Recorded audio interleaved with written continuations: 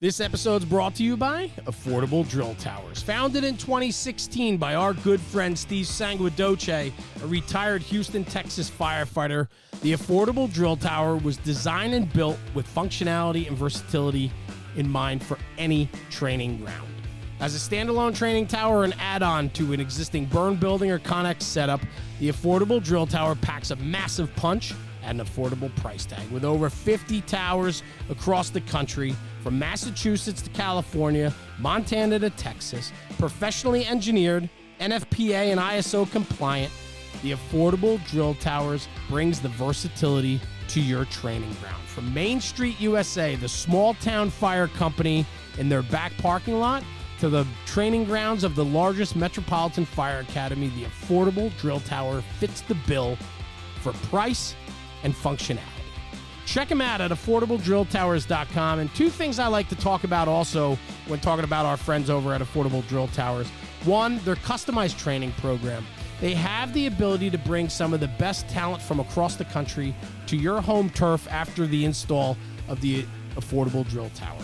Designing a customized training program for you and your department, Steve will facilitate some of the biggest and brightest names of the American Fire Service to come in and work with you and your department. And secondly, and I think most important, is Steve's belief in need over greed. The Affordable Drill Tower company gives back to not-for-profits that support organizations in the American Fire Service. Organizations such as the Joey D Foundation, which is near and dear to Steve Sanguidoce's heart, as well as many other not-for-profits that he takes a part of. He takes great pride in providing funding for organizations that push this job forward. So check them out, Steve and Dennis over at Affordable Drill Towers. Send them an email at info@affordabledrilltowers.com. Check them out on social media, and their YouTube page is kicking butt with great information, training nuggets, and information about their towers. So check them out, Affordable Drill Towers, and let them know Jeremy over at National Fire Radio sent you. This episode's brought to you by Ridgeway Leatherworks. Ridgeway Leatherworks is a firefighter-owned and operated business, as well as a family-run business, and that's what I love about it. Rob and his family are passionate about their customer service and the quality product and craftsmanship they put out for the emergency services. Rob's been on the show. We've been to his business. We've seen them in action. I've even tried to hand paint radio straps. I promise you, it is not as easy as what the final outcome looks like. The product is so good and so clean and crisp, and yet, man, it takes that steady hand. Rob's become a near and dear friend of our podcast, and you hear that over and over when we talk about our sponsors, that they're friends, supporters, and that's what this networking community is all about, is supporting one another. Ridgeway Leatherworks, Rob Meyer, crushing it. Quality and craftsmanship is number one. Customer service is right there with it. From custom radio straps, universal radio holsters, chin straps, flashlight holders, anti-sway straps, and locker tags made out of leather, there's plenty of opportunity along the way when you deal with Ridgeway Leatherworks. So check them out at ridgewayleatherworks.com. Find them on social media, Instagram, Facebook, and TikTok. And tell Rob you heard about him on the National Fire Radio platform, and give him a little plug and tell him keep up the good work. We need to support our firefighter-owned businesses, and especially family-run businesses, where his two daughters and his wife help out day in and day out along with his other employees. So again, Ridgeway Leatherworks, check them out at ridgewayleatherworks.com and find them on all your social media channels. Hey everyone, Jeremy, National Fire Radio. Welcome back to the podcast today. Jon Haddad, Captain, Frederick County, Maryland. Cap, thanks for joining me, buddy. Absolutely. Good morning. You know, I should always hit the record button like as soon as we hop on the Zoom. We should just hit the record button, because the conversation that happens long before you and I start recording officially, right? When I do that stupid intro, hey, it's Jeremy. You know, that to me is like some of the best conversation we have, and it's nice to catch up. You and I. We were talking about where do we want to go today? What do we want to talk about? What topics? What about your career? All these things. And then you said, I said, what gets your juices flowing? And you literally just said to me 30 seconds ago, you said, I love meeting new guys, like how we met. And I was like, that's cool. That makes for a great conversation, man. Makes for a great conversation. So first off, thanks for coming on the show. Appreciate it. You got it. We had a great encounter. It's one of a standout moments in 6 years of National Fire Radio for me that stands out as a department that has an unbelievable culture and people within that want more. They want to represent this job the very best they can. They welcome outsiders in with open arms. You guys opened up your doors to me on a whim. RJ reached out. I was talking with RJ, and he says, come here. We want you to come here. We want to show you what we do. When you have guys and girls that are proud of their department and proud of where they come from, they want to show it off. 1,000%. And it makes it easy. A captain, 15 years in Frederick County. It's a combination department. It's growing leaps and bounds. I know you guys have had incredible growth over the last few years, getting to know your huge story. Yeah. Talk to me why you're so proud to show off your department, man. It's a cool department. We obviously, everyone uses the term growing pains or whatever since I've been there, and you just go through different phases of it, of what the hot button issues are or whatever. But lately, the issue has been so many new people, and is that really an issue? There's a gap in years of service a little bit, but it's made us bridge that gap, and it's made them step their game up to fit in right away. You have a foundation that calls for that, though, right? Like everywhere I travel, even this past weekend, I was up in Massachusetts, and we're talking about, oh, it's trending younger. We got all these young guys in the firehouse. We're losing experience. We don't have all these guys that are here that can teach the young guys. Like all that same story everywhere you go, right? Yeah. But when you have a foundation in place that calls for accountability, success, man. Like your job, you're hiring like crazy.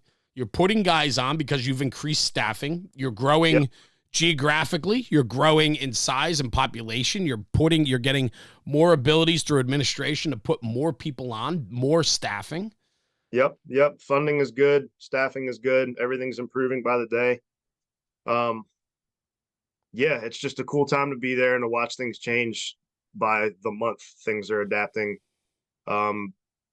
You're getting some guys with a couple years on that have more to show for their couple years with us than some people other places with 10, 15, 20. And they're stepping up, they're instructing, they're loving it. They're not being forced to doing it. They're getting into it. So, and it's effective.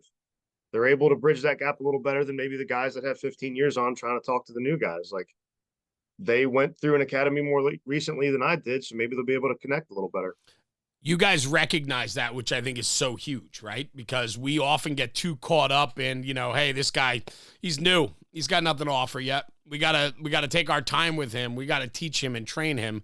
Meanwhile, he's got, so much experience under his belt because he just went through the academy. He knows what he can do to share his insights, thoughts, experiences with that next class. And you guys as a department recognize that and want to promote that. Yeah, there's something to be said for the information delivery, like you're talking about, when it's fresh in their mind as well too, because they've just recently binged on it, and it may or not be brand new for them. They may have come from somewhere else, but either way, they're into it so much that their delivery of the information is going to hit a little better with them than it may if I was given it, if that makes sense. It makes a ton of sense, and the fact that you guys recognize that, and you're also willing to allow that to happen. Yeah, 100%. Ego gets in the way, man. Yeah, a lot of fragile egos in the fire department, but once you're able to find the balance and let the good ones run free, it takes shape on its own. I love that. You were a big part of one of the last recruit classes, right? Yep, recruit class 31 a couple years ago. I got assigned to the academy to do a class, and that was a pretty awesome experience, start to finish. It's obviously a very structured academy. So it's just cool to see them take shape and adapt with them, because it's just as stressful for the recruit class commanders as it is the recruits when they get there. We're figuring stuff out the same as they are, and just going with it day by day. Your program's pretty intensive. I know that. Yeah. Right. Frank Malta, I think, Frank's still running the training academy there. Yeah. And he's been on the show before, and his, he's got information on social media, which is a great page. Very knowledgeable. A lot of great information that comes from him. When you have a tight program like that, How much room is there for deviation for you to tailor the program to the students that you have? And is that important? It is very important. I will say we have enough leeway as long as it's working and things are getting done. You stick to the program for sure, but you can adjust the way things are given. Um, Personalities will always play a role between the recruit class and the management. But when you've got players like you're saying, like Frank up above us, and Captain Webb was there at the time, when everyone meshes and makes things easy, it it plays itself out. Yeah. Did you want to go? It wasn't on my radar as a possibility at the time. I had a lot going on, moving, all this other stuff, so it wasn't something I would have picked to do then. But ultimately, was very happy that it happened, because I'm not sure I would have got the opportunity to do it again. So, learned a lot along with them.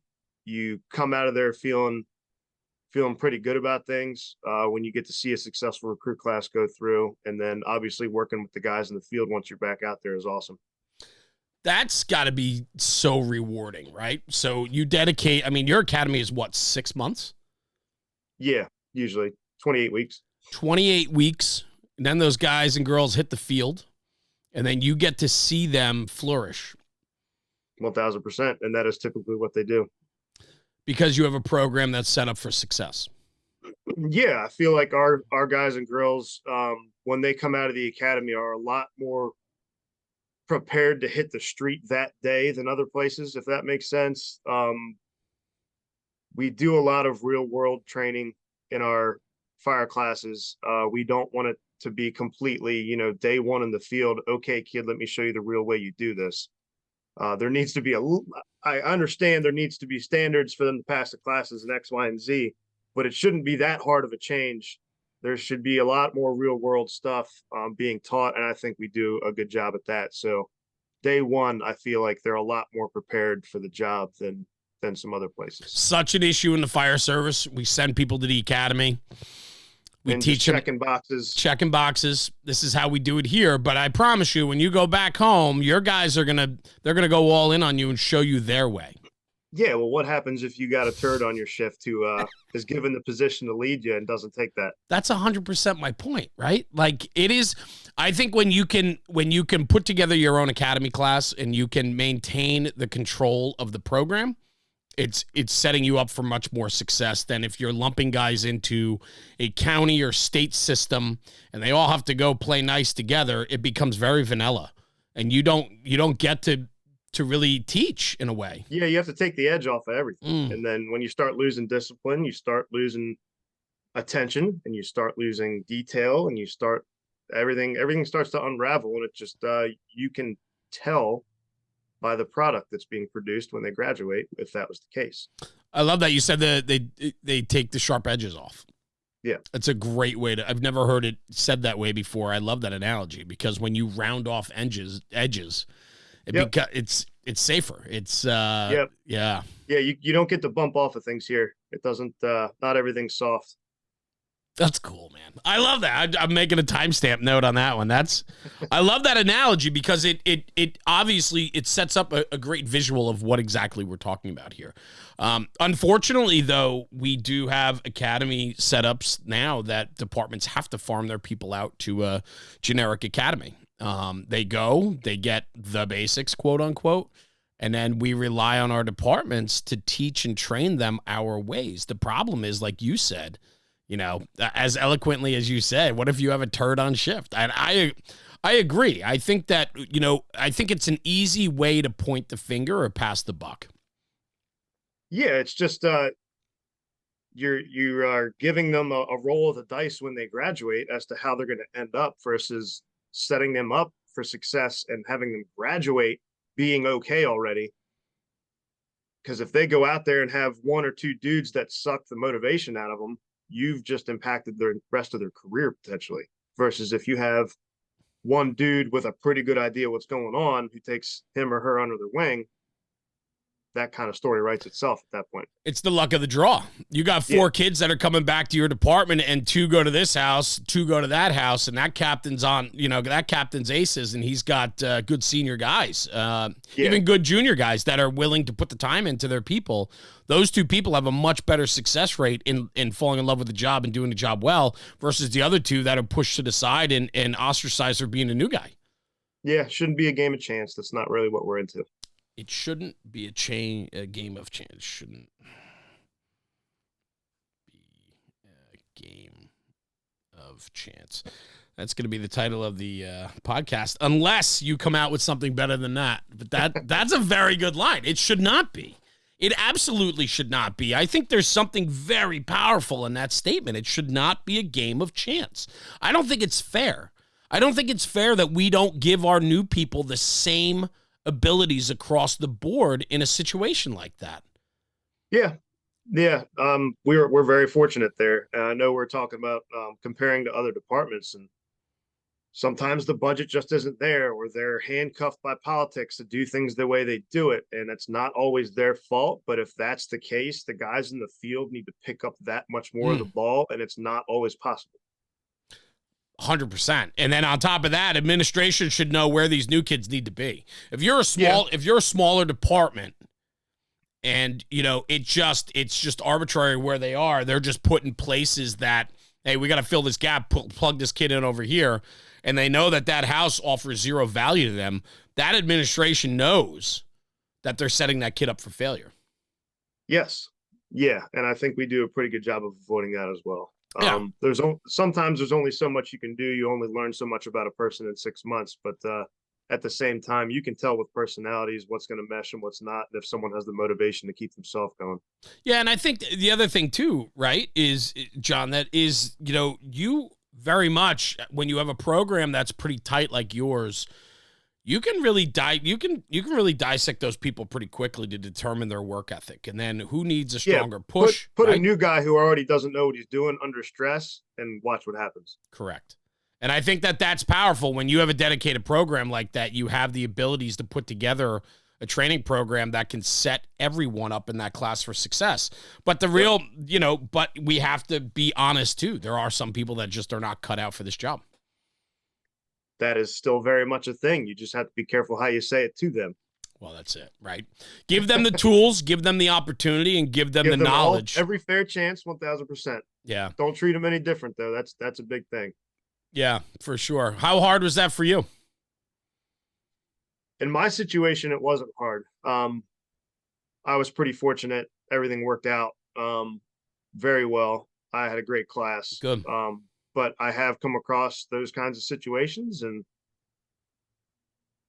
sometimes it's okay for them to figure that out on their own. Sometimes it's got to be hey man, let's figure this out. What's next? Yeah. For sure. I think I didn't want to, I'm not putting you on the spot with that question in a way. The intent of that question was, I want to kind of segue a little bit because I want to get back to how we started this conversation was about how we met. And the reason why I bring that up is when I sat down, I want to go into it a little bit, but you guys invited us in with open arms, and it was just an incredible opportunity. And what do you guys want for breakfast? What do you want for lunch? I'm like, you guys are crazy. You don't need to do any of this. And we sat down. Yep.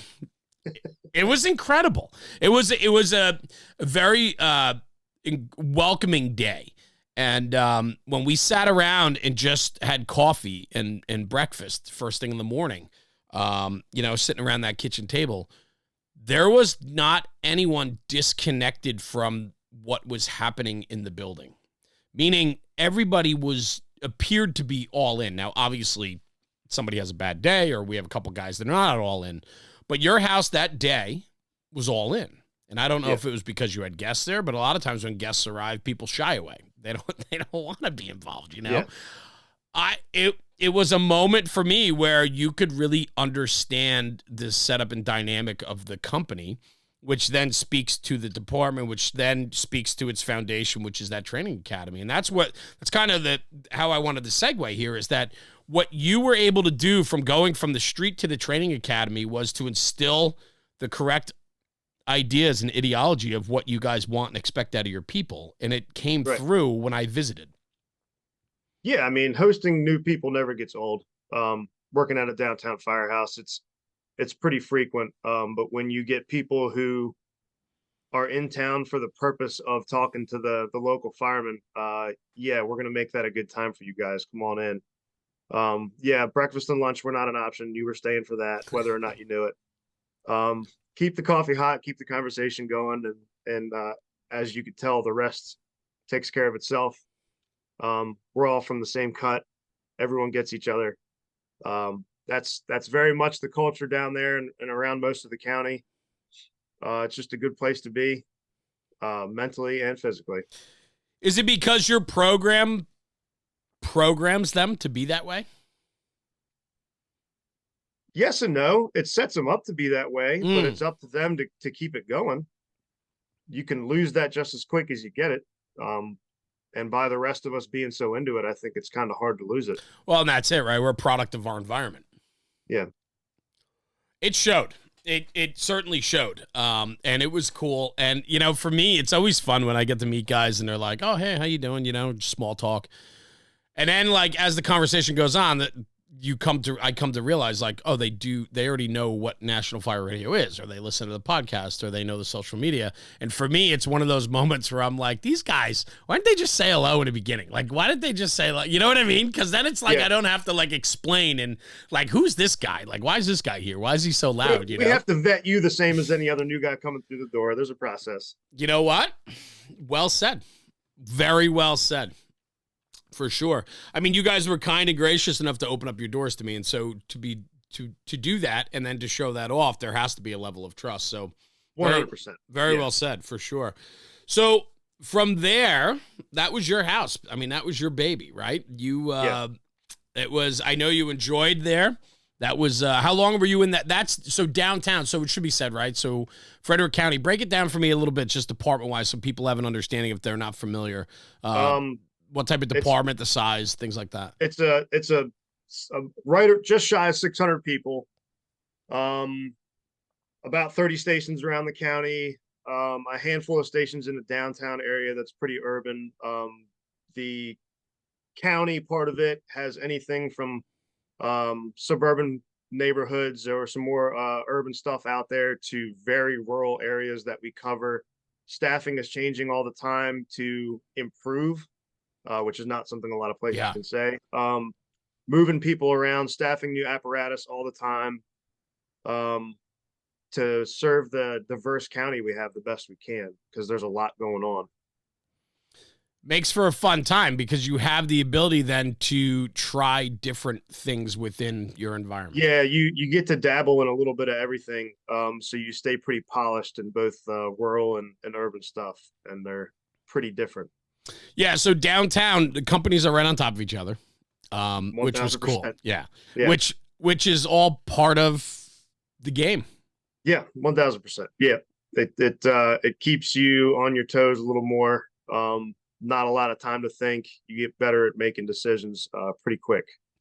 We walked out of your house, walked around the corner to the truck company, which was like one block down, one block over, basically, right? And then there's another engine company down the road by like 8 blocks or something like that, right? If I remember correctly. So we were talking about it as we're walking and we're going to these different firehouses and we're checking it out. And the whole conversation the whole time is like, you got to be on your game. Like when those tones drop, you're out the door and you got to move, because the next thing company can dice you at an intersection if you're literally 3 seconds behind. Yeah. And the majority of the guys down there are pretty good at predicting what's going to happen. Even if someone's coming out of the bathroom on the way to the box, you have that 15 seconds to account for it. Changes who's going to be at what light. So, and the time of day, everything, the weather. It makes it fun, though. Right? Oh, yeah. Like when you have that sense of competition, and it's good competition. It shouldn't be, we're not, it should be said, like, it's not one of those things where it's like break the law and do this and that to, or push guys out of the way, that type of thing. This is a friendly competition to get that position to where you belong, though. And the guys carry that, right? That's super important to you guys. Yes. Yeah. Everyone moves with a purpose regardless of what's going on. I love it. That's exciting. It's a place that you want to be. I mean, and that's the thing. There's so many You know how many firehouses there are when the tones drop? Guys get up, they take their time, they walk over. You know what I'm saying? And you guys are out the door. Yeah, there's a lot to that mentality also. Somehow those people got there, and somehow we got where we are. So let's break that down. Awkward silence for a minute. But you're absolutely right. Seeking out a place, an environment that you want to be in, right? Yeah. With a job as big as yours, though, you have the ability to go to a place that represents the type of fireman you want to be. Yes. And you also have the ability to change that one way or the other. So if you want to be that dude that slowly puts his recliner back in to check what the call is and look at his phone and everything else, grab his last sip of coffee before he goes, or you have the guy that is already ready to go and in the middle of doing something productive instead of kicking himself out of a chair to make the response. How do we do that? More positive influence from the top. And honestly, and the bottom, like the new guys we're talking about coming out, if they're still moving and the rest of the shift is still moving, what are you doing sitting there? And if they don't get it, they don't get it. You can't teach that. You know that as well as I do. I do. I just like hearing other people say it. Yeah. You know, because I do this so often and I have so many conversations and so on. And, you know, a lot of the conversations are the same, you know. I love when other people talk about that, though. I get so many, you know, John, I get so many people that say to me at the end of one of my classes or conferences or whatever, they come up to me, or even during, because I love doing question and answer when I do, you know, my classes. And I get a lot of culture questions about, like, well, what if, like, nobody wants to do anything and I'm the only guy there that, like, wants to hustle and I want to make myself better. I want to train. I wish I could be in a busier company. I wish I could be in a company surrounded by incredible people that want to work like I do. Yeah. And I have my response to that. I'd love to hear what yours is, if you wouldn't mind. You got to be able to unlock a little different level of motivation for yourself to keep yourself going. Because I've been there where I've been drained and there's not a lot else going on. And it can take over pretty quick, but you got to find something to recharge your battery and keep yourself going. Because you're not always going to be in a place where you have a dude hitting you in the ass telling you to hurry up or shape up what you look like or what you're doing. So whether it's hitting classes outside of your state to look at new perspectives on things, trying a new discipline, something you might not have been interested in before, get out of your comfort zone. Do what you can to motivate yourself and keep your own batteries charged, because it's not everyone is always going to have someone else to do it for you. And it shows. I couldn't agree with you more. I always tell everybody, don't sacrifice your own morals, ethics, and values for someone else. Yep. And that goes back to what we were talking about before the recording started. As long as you do the right thing, 99% of the time, everything else will shake out the way it's supposed to. Doing the right thing's always doing the right thing. I agree with you. I think, you know, with this conversation, you can't throw the towel in. You can't let other people allow you to not be you. If you have a hustle in your step or you want to better yourself, let your work speak for itself. You know, I think part of this conversation too, though, is you can't push back on them and say, look at me, look what I'm doing. You need to be more like me. I think sometimes we need to work in silence and let our work speak for our actions. Yeah. If you allow someone with a less than positive mentality affect the way you do your job, maybe you're not as strong as you thought you were, and that's on you. This episode's brought to you by Taylor's Tins. Taylor and his crew at Taylor's Tins have been manufacturing aluminum helmet fronts since 2017. With over 200,000 tins in the market, they are a leader in the helmet front space. Custom design, one-offs to department orders, they can turn them around within 24 to 48 hours. Customer service is what they pride themselves on, and they provide nothing but top-shelf product and service to their customers. Check them out at taylorstins.com and check out their full line of product offering. They've always been a very strong supporter since day one with the National Fire Radio podcast. and platform, and Taylor and his crew have become dear friends of ours, and we appreciate the support. And at checkout, for a little extra bonus, use coupon code NFR Sent Me. That's NFR Sent Me for a discount on your order. Exclusions do apply. Anyway, check out TaylorsTins.com for the latest and greatest offerings from Taylor and his crew. And in the words of Taylor, stop burning up leather. This episode's brought to you by the Affordable Standpipe Prop. Let's break it down real quick. Steve and the crew at Affordable Drill Towers is doing it again. They've created this fully custom and fabricated standpipe prop to support the fire service. I'm telling you right now, this is a game-changing piece of training equipment. And I want to hop into it real quick. It is designed with a 4-inch manifold of high-strength galvanized Schedule 10 pipe. The cart and manifold are powder-coated red for a durable finish, meaning it's not just a talking piece. It's not something you tuck away on the shelf.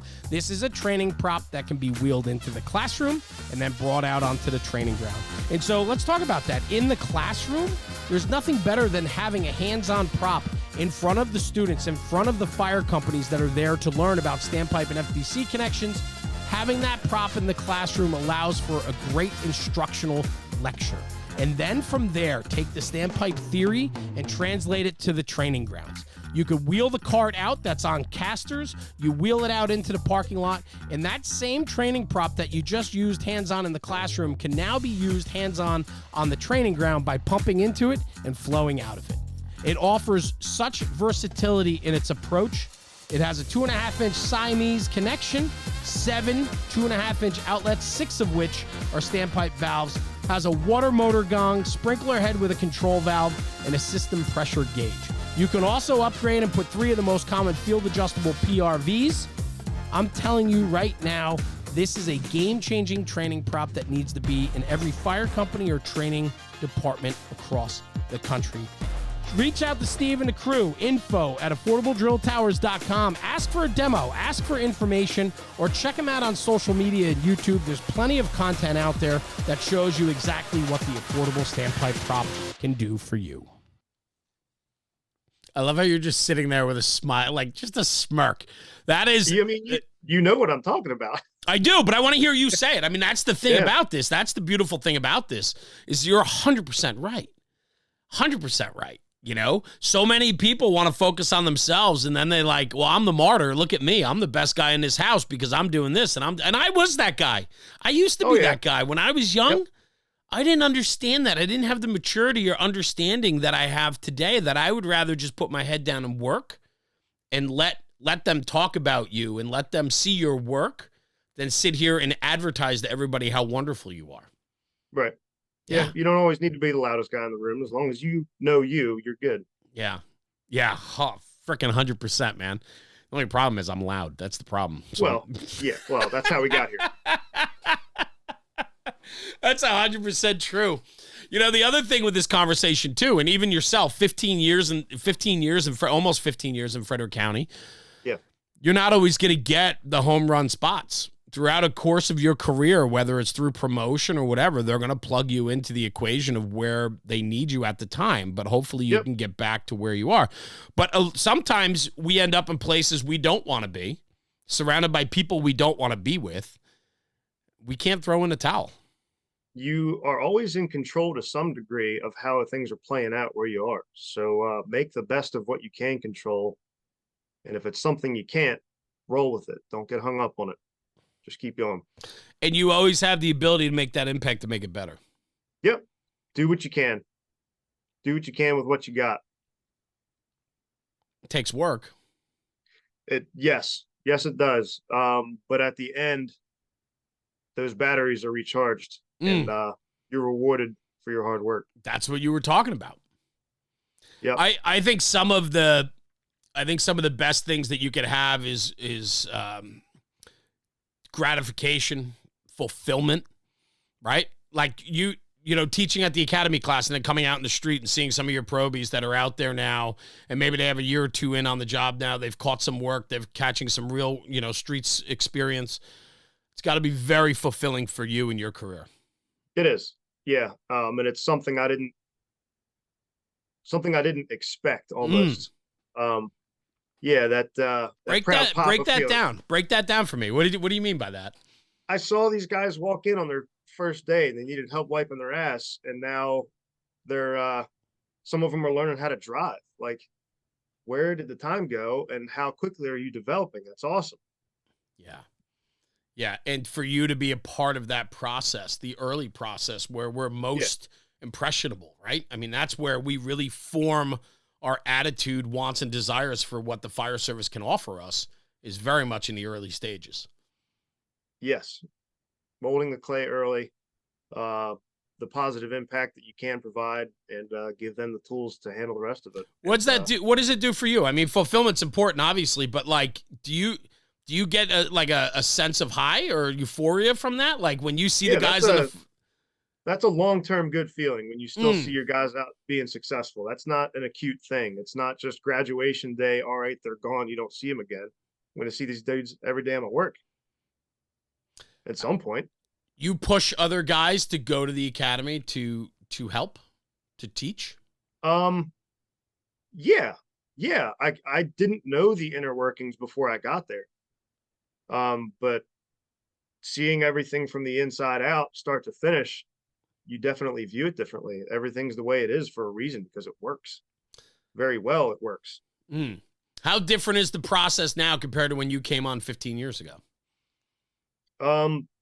It's very different, but it's more structured and a lot more purpose to all the little things. Interesting. A lot more purpose. Everything you're doing, there's a reason. You might not know it right then, but it might be the next day your little light bulb will go off and you'll be like, oh, okay, now I get it. Or it might be graduation day that your light bulb goes off and you go, oh, that's why we did that. Did you have that moment too as an instructor? Were there times where you were like, oh, that makes sense? Yeah, when you start to see the end result and you're like, wait a minute, this worked. Yeah, that's cool, man. That is super cool to be able to put that all together. You know, it takes an architect to have a vision and to play the long game, right? Chess. Yeah, and it doesn't happen overnight planning something like that either. That is years and years and years of work. And respect for the process. Yes. I don't think we value the process enough. I think today we try to expedite the process because we're an immediate society. Everything we want today is immediate. If I want it, I'm going to go get it. If I need knowledge, I can go read it or get it or see a video or go to YouTube and learn how to change a headlight. Like, we can gain knowledge quickly today more than ever. But it's the process, right? Yeah, and to be fortunate enough to have management above us that not only allows us but encourages us to do things the right way there. A lot of places don't have that. Like we were talking about before, taking the edge off of things is becoming the norm. And to have people above you that are saying, no, stick to it, it's pretty big. That's huge, because there's not many administrations or command staffs that will draw a line in the sand anymore. We have become, like I said before, vanilla, very gray, whatever you want to call it. We have rounded the edges in most places within the fire service. Yeah. Yep. And some places you just can't let that happen, or it changes the outcome drastically. How does that, man, I'm just racking my brain right now, because it's like, how do we get there? How do we get a command staff and administration that believes in the very mission of what the fire service stands for? Because at the end of the day, the fire ground doesn't care about your feelings. No. And yet we do now more than ever. We care about your feelings. We are a thoughtful and more caring fire department for our people.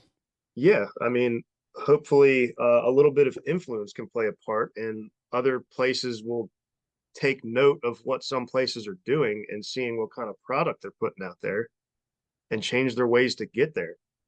Or this new generation that was brought up under this way that we're doing things, as they start to take bigger leadership roles, it might come back as a big thing. Your administration staff, do you have a lot of guys? I met a few chiefs from your department. You have guys that have years in the job. I shouldn't say a lot because I don't know, but a few guys that I've spoken to have enough years to know what the old school Frederick County, Maryland department looked like versus where Right. you are today, right? Number wise, right, and so on, growth, and so forth. So maintaining those values while becoming more current takes special people. Balance. Balance. Understanding what should be held onto and what needs to be put in a museum is very important.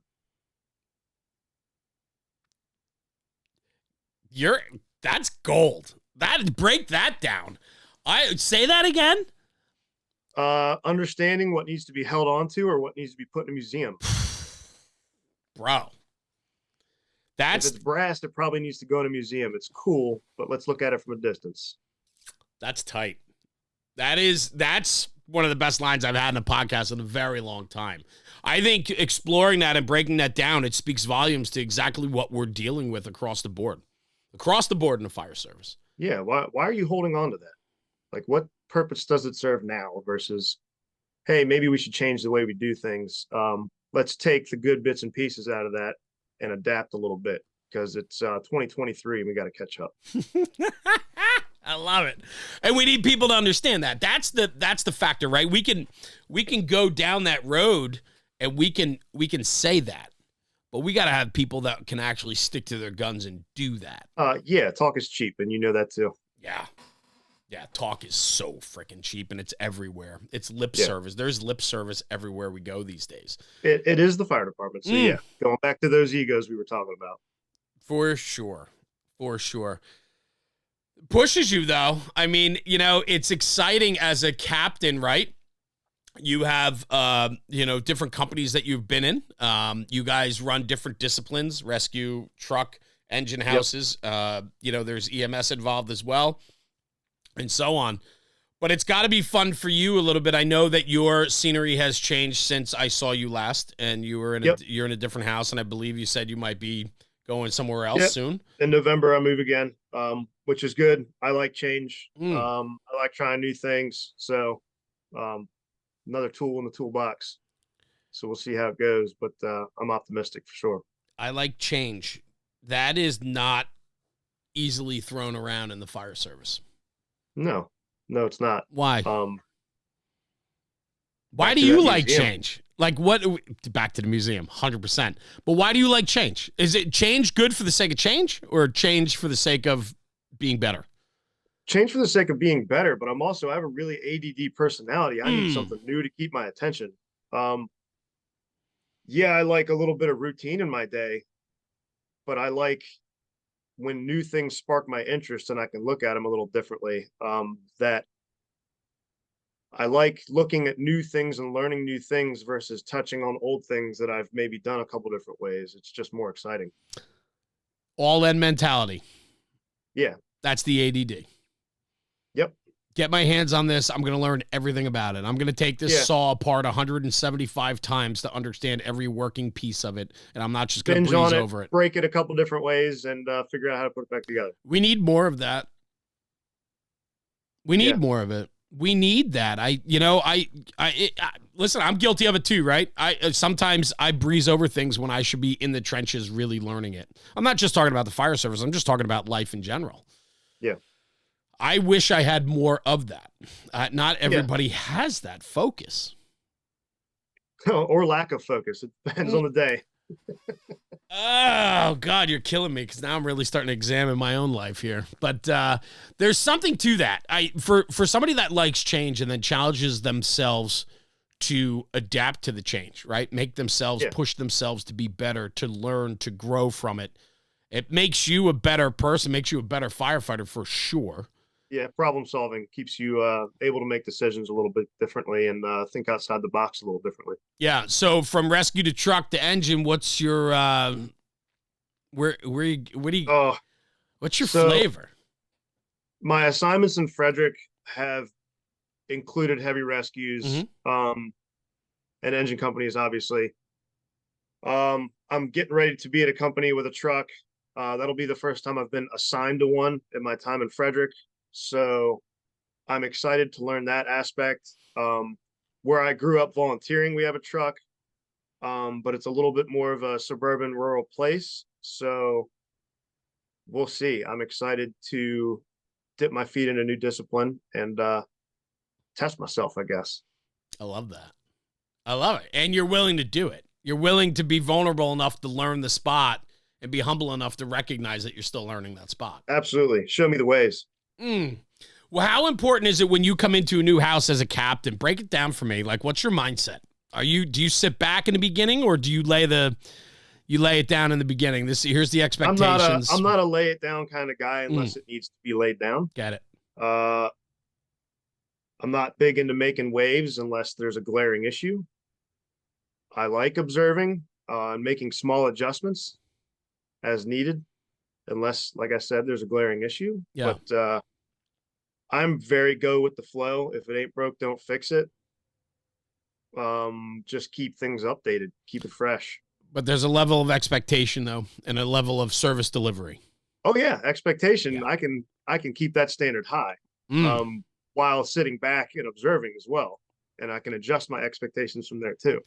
They can always change. Sometimes you need to drop them. Sometimes you need to raise them. Drop them to get to a realistic aspect so everyone can get on the same page eventually. But you shouldn't drop them just to drop them and accept that as the new standard. Sometimes dropping's easier, and so we want to make things easier for ourselves. You're not a make it easier for me type of guy. You're a guy that, again, you're all I'm willing to take on the work. Mm-hmm.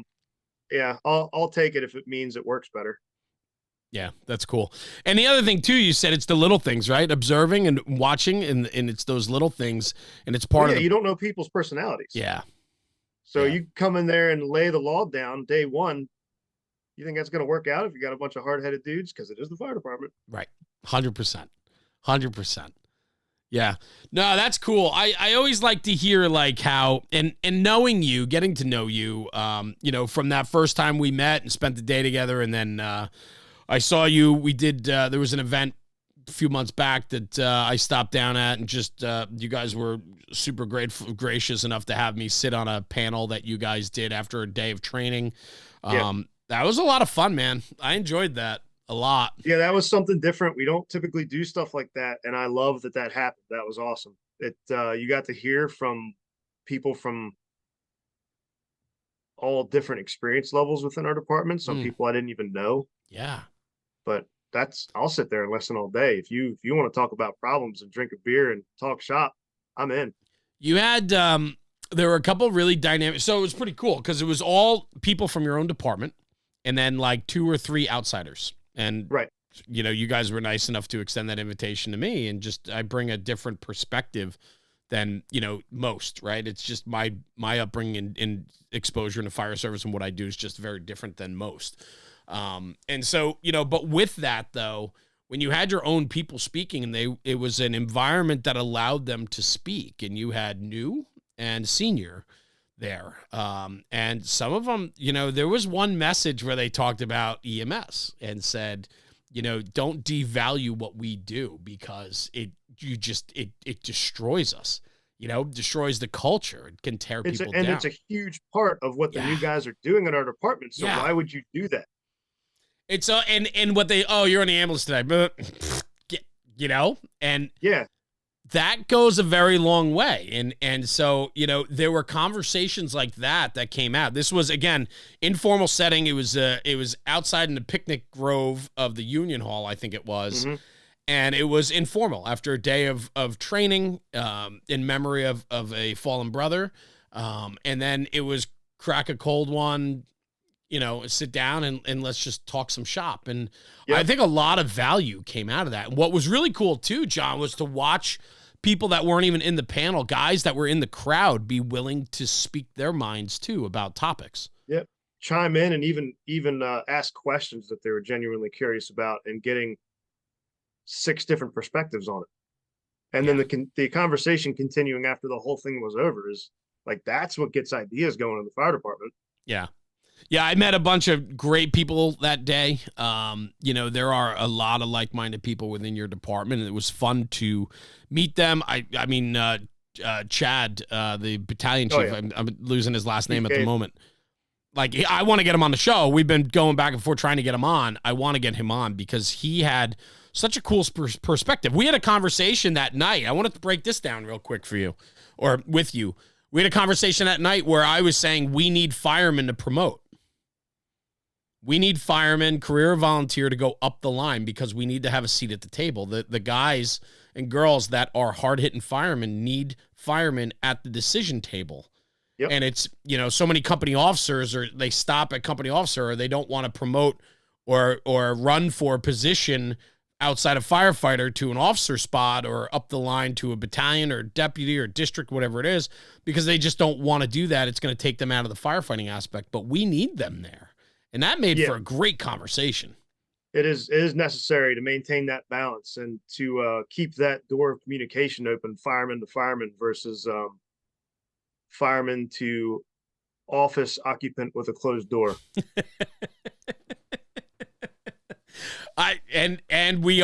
There are more and more of them in the fire service, for sure. Yeah. And while there are positions where that may be an excellent thing and fine, but balance. I also think too, in those situations, it's the people that are making those operational decisions need to have a connection to the trenches and the Listen, we need administrators too. Fire department needs people. When you lose that because of the politics is when you start to have some of the issues that we were talking about earlier with the things getting softer. Yeah, for sure. Well, it was a great night. And so you and I, just to bring it back around, that was like second or third time we have spoken, and it was just nice to do that. But it was refreshing to watch what is happening there, and to be a part of that. And it was just a lot of fun for me to be a part of that, for sure. Yep. So, and for you moving forward now, I mean, you got new opportunities, you got new things in front of you. As a boss, being at that informal event, if you will, I mean, it gives you an insight into what is happening on the levels that you're not involved with. Yeah, questions I would not have necessarily thought about. And good points all the way around. A lot of things I was aware of, but don't know how to put into words, and other people put them into words. So, yeah, and it's always fun getting multiple perspectives on the same topic. Yes, especially unfiltered. That's the way to be. We often surround ourselves with people that, we always say hang out with like-minded people. Surround yourself with winners. Sometimes, though, we need losers to remind us, or sometimes we need a differing opinion that can make sure it can either reinforce our position or it can make us take pause. Yeah, reality checks are very important. Keep yourself grounded. Don't put yourself above anyone else. You still need to be able to keep your mind open and listen to what else is going on. It might not be something you're into. It might not be something you agree with right now, but you need to understand it. How do we do it? How do you do it? Keeping an open mind. Be willing to listen to whatever, even if you know from the start you don't like the topic or the direction they're going. Be willing to at least listen and put things down so you can understand them, so that you know where this person's coming from or where this perspective is coming from. And then you can adjust whether you want to adjust or not, but you got to be willing to. You don't have to, but you got to be willing to. That's that all-in conversation, though. Yeah. Because if you're not all in, if you're not all into the job, not all into your people, you're not going to even give that conversation any thought. Yeah.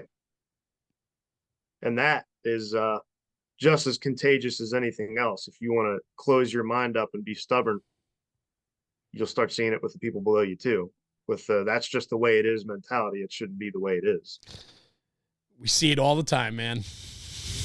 We really do. I mean, I love your demeanor, because you sit there, you have this smirk, and you say these things that are just, we could speak an hour on each one of these comments you make. I mean, and it just speaks to how methodical and calculating you are in your approach. It's powerful. Yeah. Where does that come from? Where does it come from? My dad was a really organized guy. I don't consider myself a super organized guy, but part of his brain is still functioning up there and trying to get out. So my brain might be organized. Things in front of me might not be. Yeah, I get it. But yeah, I don't know. There needs to be reason and structure for things that I do. It just makes it more comfortable. I love that. I love it. I'm. You look at my office around me, my studio, and there's clutter and shit everywhere, and yet there is order to it, though. Yeah, prioritizing. Mm. Prioritizing what needs to be handled right now versus what can I put on the back burner till tomorrow, maybe. Got it. What's your upbringing? Did you grow up in the fire service? No. My grandfather was a volunteer in Pennsylvania, but he wasn't involved to the point where it would have influenced me so much. Got it. Um, I was in a summer camp when I was 13 years old, and we took a tour of the local firehouse in Westminster, Maryland, where I live now. And that day, I left with an application to be a junior firefighter, and never looked back. Really? Yeah, it What was hey, it? we have it was All of it? yeah, it was a firehouse. Walking through a firehouse as a 13-year-old. What's cooler than that? And I'd never spent any time around that kind of stuff before. So, yeah, hey, we have junior firefighters if any of you guys are interested. And I looked around and no one else raised their hand. Yeah, I'd like to try that out. I don't know what the hell that means, but yeah, That's cool. my parents would drop me off at the firehouse for our meetings and trainings or whatever, and hooked. It's easy to get hooked on that with a 13-year-old ADD brain. There's so much Tiny to this. things, flashing lights, sharp objects, everything your mom told you not to do. Absolutely, man. Yeah. It gives you the environment to get in trouble for sure. I got in Yeah, but tons it of also keeps you out of trouble. Well, that's it. That's absolutely it, right? It's definitely an environment that I wish more young people understood. And we need to do a better job at educating about what this is all about. Young people are required, and we got to bring them in, and we need to educate them. You guys do a very good job in educating your probie classes and so on. Recruitment, though, when you have a department, what's that? That recruitment is weird. Talk to me. What do you mean by that? You don't want to try too hard to recruit people to like what you're doing because you want them to be the ones coming to you. There's just not a lot of that anymore.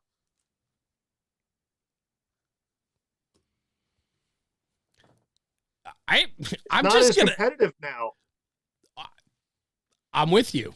I understand. I love talking to you. I feel so dumb when I talk to you. You are. I don't know about that. No, I'm dead serious, man. The timestamps. Look, I mean, people don't know like what I do, but like when I do this, you see the numbers on the side. Those are all timestamps of like things that you say that I either want to explore further or we're gonna make sound bites for the podcast. I got a lot of sound bites today because your brain is an interesting place, brother. Yeah, tell me about it. There's just just the way you form your sentences and representing, the different topics we're talking about. You're super passionate about it. It comes through. I mean, it absolutely comes through. And you're right. We want people through recruitment. If we over recruit, we bring in anyone, we're selling them. Yeah. And then it makes that, the product that you get out of the academy, there's a lot more of convincing them to love the job than if they came to you. If they came to you, they're already into it. And they're not just going to go through the academy just to try the job out. They know they're in it. Do you find people are coming to Frederick because they've heard about the environment and they want to and they want to be there? It is definitely a thing. Yeah. Thanks to people like Chief Malta who are sticking to the plan. Social media is a thing for the generation. If they see what you're doing at that pace and with that passion and attention to detail and that structure, if that's what they're looking for, yeah, they're gonna come to you. But you're also gonna have those guys and girls that have just always wanted to try something different, try public service, try public safety. Let me try being a firefighter. And they might get into it and love it, and that's awesome. But it might take a little bit more of a push of, hey man, I know you like this job so far, but do you really get it? That is that's a really interesting conversation. I think that being able to educate and promote your job. I think I talk about it all the time when I do marketing and media projects with different manufacturers. I talk about, the best way to sell is not to sell. The the best way to sell is to educate. And an educated consumer is the best consumer. And it's very much that in the fire service. Give them an opportunity to get a look under the covers, under the hood. What's happening there? Make them hungry. Yeah. Same with companies. Same with you being a captain, going to your new house. You want people, listen, not saying the house is bad. You don't know yet. You haven't been there. But when you get there, and if the environment's not what you want, you can start to craft and shape that environment to what you want. If you build it, they will come. Sure. 100%. It's awesome. Yeah. Takes patience. Yeah. And that's not something I've always had a lot of. So adapt. Yeah, I find I have patience. I lack patience in a lot of areas of my life. But I seem to have patience for the things that are most important to me. Mm-hmm. And and that's almost more difficult because you want results now. But you're willing to wait. I'm not willing to take shortcuts when shortcuts aren't going to get me to where I want to be. Right. It's your end result. It's your vision. And you want it to come out the way you want it. It's a piece of art. Life is art, man. Yeah. It's your paint stroke. Bro, you got another 10, 15, 20 years ahead of you. You looking forward to it? Yeah. Yeah, because my ideas on what I want to do change by the day. So who knows? Who knows where it'll take me, where I'll end up. That's exciting. Trying new stuff out. Yeah. As long as my body holds up, I'll be there. Well, I can tell you this, man. Thank you. This was an awesome conversation today. It's nice to get back and to just, I took a little hiatus from the podcast. So it's been a couple weeks since I really have started putting down episodes, only because we've had so much travel and so many projects going on. It's mornings like this, man. You and I, you fired me up today. Like, this has been an unbelievable conversation that I think brings tremendous value for so many people. And I just want to thank you for doing that. Something I want to hit on real quick before we go. Not everything has to be firefighting. Sure. I know you're a big craft beer guy. Yeah. Let's talk beer for a minute. Look, your face actually lit up. Your face actually lit up more now than it did about talking about yourself or the fire service. Different. It's different. Change the topic. Like I said, I like change. So let's go. What do you got? Well, we're in October. We got a lot of different things happening right now. Give me your forecast on winter beers. Give me a breakdown. Oh, it is fest beer season right now. Anything coming out of Germany, I'm into. Next month, I'll probably make that transition into the dark beers. And I mean dark beers. Stouts, double stouts, dark. Oh yeah, Russian Imperials. Drink with a fork. Yes, give me midnight. That's what I want. Yeah, send me into the darkness. Some oatmeal double stout. Yeah, like I'll draw a line somewhere if it gets a little wacky, but I love any and all styles. You do. But I will just as easy sit here and drink a trash light beer and enjoy it just as much as anything else. Just depends on the environment. I get it. I'm watching football, I could do whatever. Yeah. But football beer might be a little bit different than Friday night out. Yeah, if I'm gonna have one or two to unwind, I'm gonna be a lot more picky. But so what's in your fridge right now? I could probably give you one of anything you want. Really? Yeah, I mean, right now, lots of Oktoberfest style beers, Dunkels, Hefeweizens, which are not necessarily right now. I'm not a big Hefeweizen guy. Yeah, I have to be in the mood. Yeah. My mood changes. I get it. I'm always an IPA guy. Yeah, me too. Yeah. But I have found, summer is IPA all the time, and it's just sitting outside. But they vary so greatly. And I like them snotty. I like them dirty. But I like clean and crisp, too. And so... Yep. There's a mood for everything. Yeah, but man, those 9%ers, bang. Oh, yeah. And it also depends on what you're eating. Yeah, well, that's it too, man. Yep. That's it. If you're eating some spicy wings and you got a 9% IPA in front of you that you put down a little too quick because your mouth is hot, yeah. Think twice about ordering a second one. You might change up your order. Your brain is stinging like your lips, man. Yeah, no 100%. Doubt. Well, that's cool. I mean, I love it because I think it's important. So many of us love the fire service so very much that it takes over a lot of what we do in life. And I do think you need something outside of it. Yeah. I get it. It's okay to be obsessed with your job. I certainly am, but get a hobby outside of it. Yeah. Stretch your brain a little bit. Well, listen, I'm looking forward to cracking a cold one with you. Absolutely. And I'd love to. I'm just going to invite myself over. I want to see what's in that fridge, and we'll figure it out. But Anytime, try me. John, thanks, brother. I appreciate you joining today. This was a shameless plug. Yeah, do it. What do you got? March 15th. Yes, I'm sorry. Do it. Yeah. March 14th, 15th, and 16th of 2024. Key City Fire Conference, Frederick, Maryland. We are in the planning phases. Follow us on Instagram, look it up, Key City Fire, Facebook, whatever. We will keep you posted as things develop. That's going to be 2 days of lecture, 1 day of hands-on, a lot of cool stuff happening at night, vendors. Grand finale is going to be St. Patrick's Day in downtown Frederick, which is already something we do big. There's no way this will not be a great event. So we are very, very pumped to get this going.